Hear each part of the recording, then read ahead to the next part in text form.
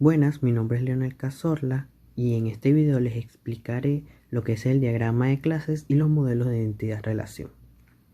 Primeramente, ¿qué es un diagrama de clases? Este es un tipo de diagrama de estructura estática que describe la estructura de un sistema mostrando las clases del sistema, sus atributos, operaciones o métodos y las relaciones entre los objetos.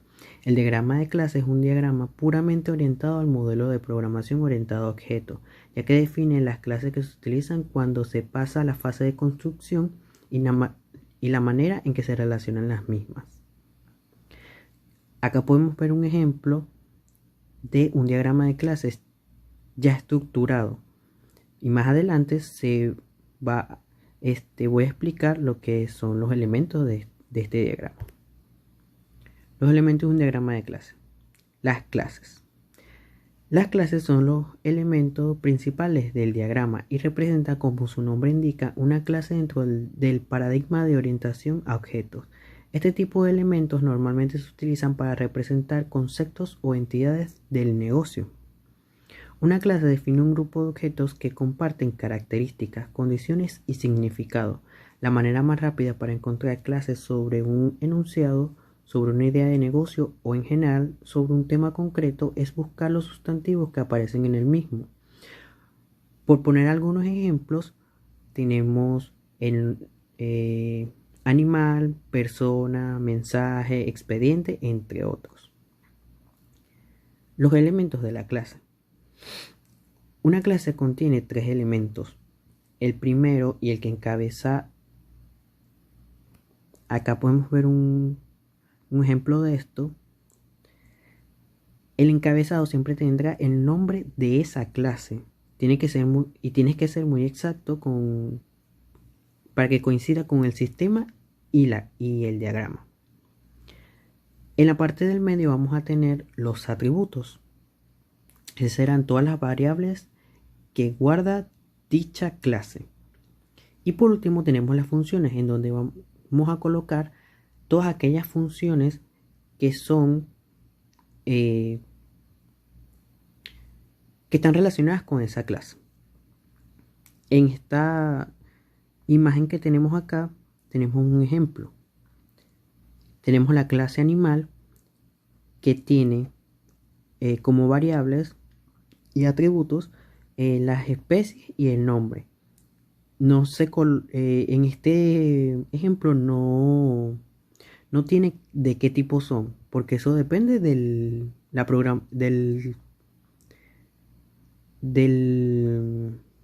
programa que estés utilizando.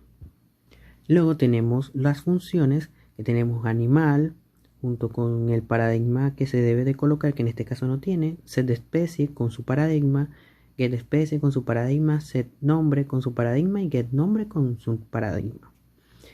Como podemos notar, en las funciones se coloca un signo de más. Eso indica que esa variable o ese método, esa función, es público, mientras que las variables o atributos que tiene esta clase son privadas, porque se colocan con un signo menos.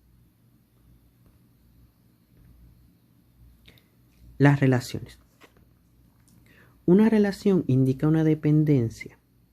Esta dependencia puede ser entre dos o más clases, más común, o una clase hacia sí misma, menos común, pero existen. Este último tipo de dependencia se denomina dependencia reflexiva. Las relaciones se representan con una línea que une las clases. Esta línea variará dependiendo del tipo de relación. Las relaciones en el diagrama de clases tienen varias propiedades que, dependiendo de la profundidad que se quiera dar al diagrama, se representarán o no. Estas propiedades son las siguientes. La multiplicidad, que es el número de elementos de una clase que participan en una relación. Se puede indicar un número, un rango, se utiliza n o por para indicar un número cualquiera. Acá en esta imagen tenemos un ejemplo de eso, en donde colocan 1 a n. También tenemos el nombre de la asociación. En ocasiones se escribe una identificación de la asociación que ayuda a entender la relación que tienen dos clases. Suelen utilizarse verbos como, por ejemplo, una empresa contrata a empleados. que es lo que tenemos acá en este ejemplo. ¿Qué? Las relaciones tienen varios tipos. Entre ellas están las relaciones de asociación, que este tipo de relación es el más común y se utiliza para representar dependencias semánticas. Se representa con una simple línea continua que une las clases que están incluidas en la asociación, que vendría siendo esta línea. Okay. Agregación. Es una representación jerárquica que indica un objeto y a las partes que componen ese objeto, es decir, representan relaciones en las que un objeto es parte de otro, pero aún así debe tener existencia en sí mismo. Se representa con una línea que tiene un rombo en la parte de la clase que es una agregación de la otra clase, es decir, en la clase contiene las otras, que sería esta. Composición. La composición es similar a la agregación, representa una relación jerárquica entre un objeto y las partes que lo componen, pero de una forma más fuerte. En este caso, los elementos que forman parte no tienen sentido de existencia cuando el primero no existe, es decir, cuando el elemento que contiene los otros desaparece, deben desaparecer todos, ya que no tienen sentido por sí mismos, sino que dependen del elemento que componen. Además, suele tener los mismos tiempos de vida. Los componentes no se comparten entre varios elementos. Esta es otra de las diferencias con la agregación. Se representa con una línea continua con un robo relleno en la clase de compuerta, que vendría siendo este ejemplo que tenemos acá. Okay. Dependencia. Se utiliza este tipo de relación para representar que una clase requiere de otra para ofrecer sus funcionalidades. Es muy sencilla y se representa con una flecha discontinua que va desde la clase que necesita la utilidad de la otra flecha hasta esta misma. Es decir, esta imagen que tenemos acá. Por último tenemos la herencia. Otra relación muy común es el diagrama de clases, es la herencia. Este tipo de relación permite que una clase hija o subclase, reciba los atributos y métodos de otra clase padre o superclase. Estos atributos y métodos recibidos se suman a los que ya la clase tiene por sí misma. Se utilizan en relaciones de es-un. Por ejemplo, tenemos acá un ejemplo que sería esta imagen, en donde la clase animal tiene como método que pueden respirar. El pez puede respirar, pero viene respirando agua y él puede nadar.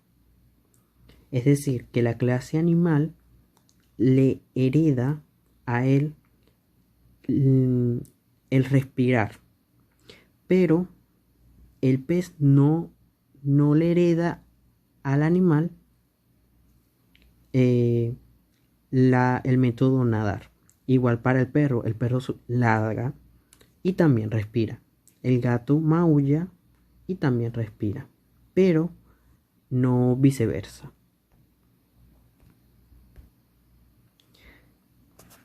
El último elemento son de los diagramas de clases son las interfaces. Una interfaz es una entidad que declara una serie de atributos, funciones y obligaciones. Es una especie de contrato donde toda la instancia asociada a una interfaz debe implementar los servicios que indica aquella interfaz, dado que únicamente son declaraciones que no pueden ser instancias. Las interfaces se asocian a clases. Una asociación entre una clase y una interfaz representa que una clase cumple con el contrato que indica la interfaz, es decir, incluye aquellas funciones y atributos que indica la interfaz. Su representación es similar a las clases, pero indicando arriba la palabra interfaz, que vendría siendo este ejemplo que tenemos acá. Y aquí tenemos un ejemplo sencillo en donde la clase coche tiene dos interfaces, que la primera es el volante que lo ayudará a girar y el pito para pitar. ¿Cómo dibujar un diagrama de clases? Los diagramas de clases van de la mano con el diseño orientado a objetos, por lo tanto, saber lo básico de este tipo de diseño es una parte clave para poder dibujar diagramas de clase eficaces. Este tipo de diagramas son solicitados cuando se están describiendo la vista estática del sistema o sus funcionalidades. Unos pequeños pasos que puedes utilizar de esta guía para construir estos diagramas son los siguientes. Primero, se debe identificar los nombres de la clase. Las clases suelen ser correspondientes a sustantivos dentro del dominio del problema. Luego, se debe distinguir las relaciones para determinar cómo cada una de las clases u objetos están relacionados entre sí. Buscan los puntos en común y las abstracciones entre ellos. Esto te ayudará a agruparlos a dibujar el diagrama de clases. Y por último tenemos que crear la estructura. Primero se agregan los nombres de clases y se vinculan con los conectores apropiados, prestados especialmente atención a las cardinalidades o la gerencia, dejando los atributos y funciones para más tarde, una vez que esté la estructura del diagrama resuelta.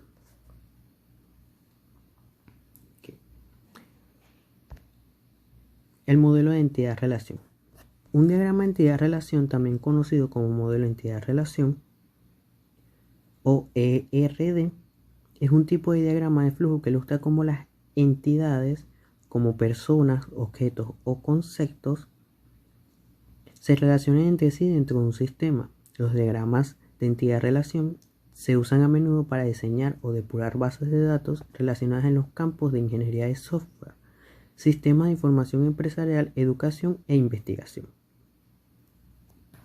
También conocidos como los ERD o modelos ER, emplean un conjunto definido de símbolos, tales como los rectángulos que representan las entidades, los diamantes que representan las relaciones, óvalos que vienen representando atributos. Estos pueden ser dos.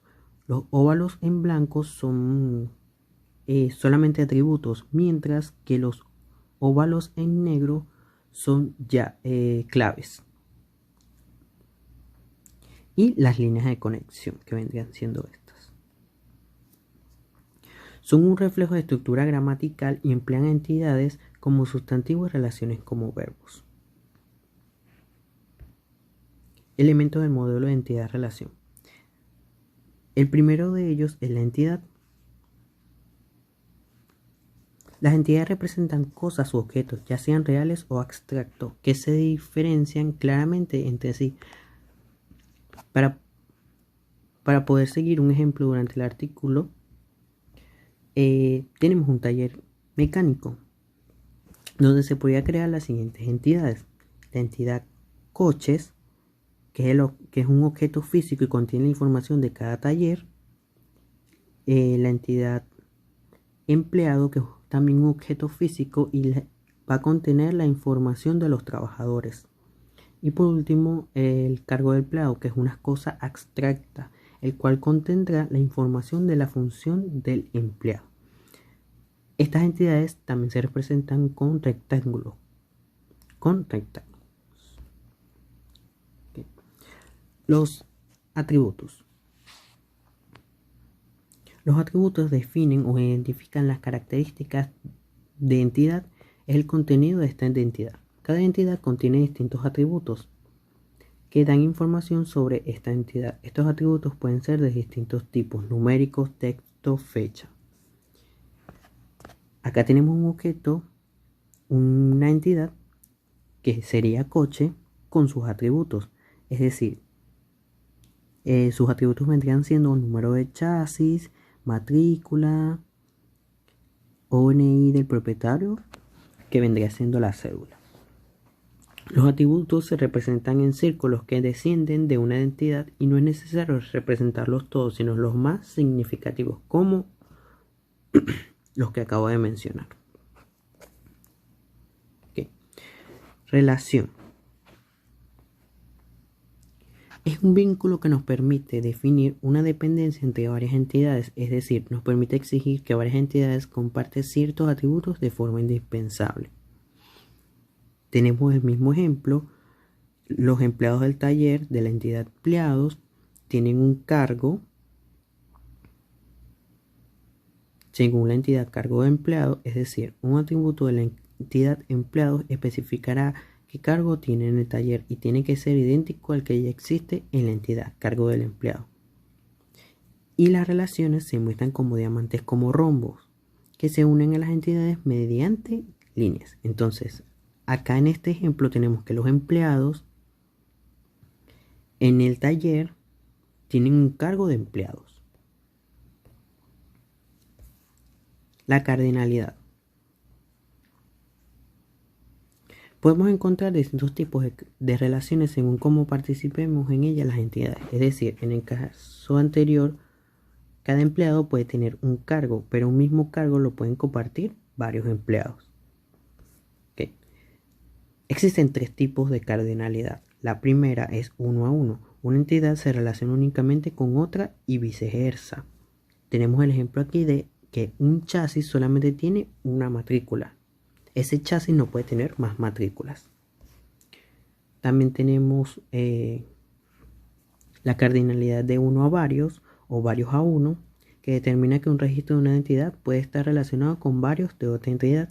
Por ejemplo, los empleados pueden tener varios cargos de empleado, pero y varios cargos de empleado puede tener a un empleado. Okay. Varios a varios, que determina que una entidad puede relacionarse con ninguno o varios registros y viceversa. Por ejemplo, en el taller un coche puede ser reparado por varios mecánicos distintos y esos mecánicos pueden reparar varios coches distintos. Por último, tenemos las claves.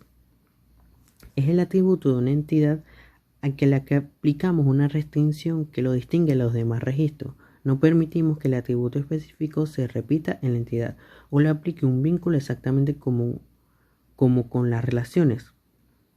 Estos se representan mediante circulitos en negro. Es decir, que no son atributos normales, sino que son claves. Y estos pueden ser de 3 tipos. Primeramente, la superclave, que se aplica una clave o restricción a varios atributos de la entidad, para así asegurarse de que un conjunto no se repita varias veces y así no poder entrar en dudas al querer identificar un registro.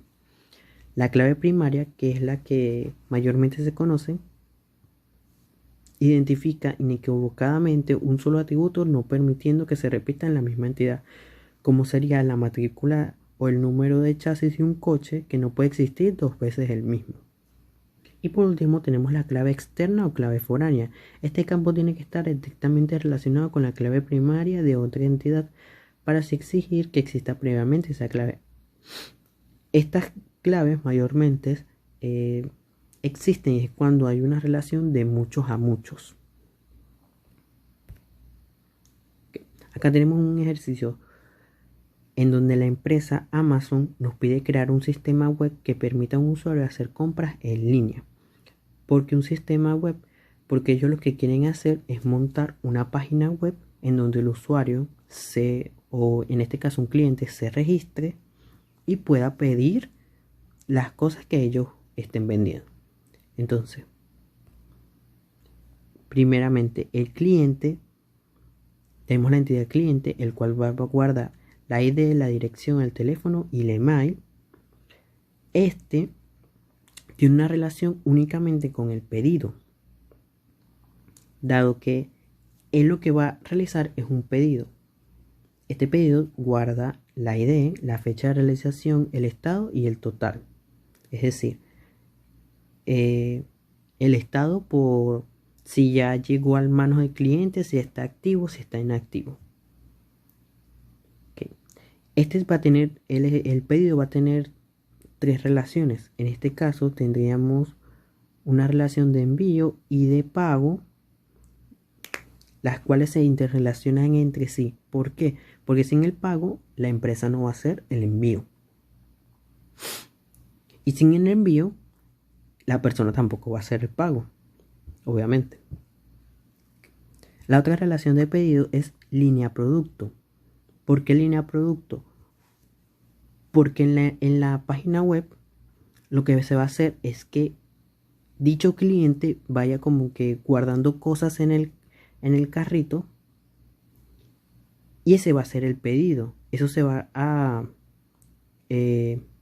guardar, pero él directamente si quiere no lo puede comprar, sino que lo puede guardar para comprarlo luego cuando tenga el dinero o cuando lo necesite. Entonces, línea producto tiene la cantidad y el precio, es decir, cantidad por producto y el precio por producto. Es decir, si pidió 5 jabones, entonces se va a establecer el precio del producto y se va a multiplicar por 5. El carrito tiene dos relaciones. El carrito de compra, que como bien ya lo expliqué, es el donde se va a guardar lo que haya pedido el cliente. Y el producto, si está en existencia o no. Gracias por su atención.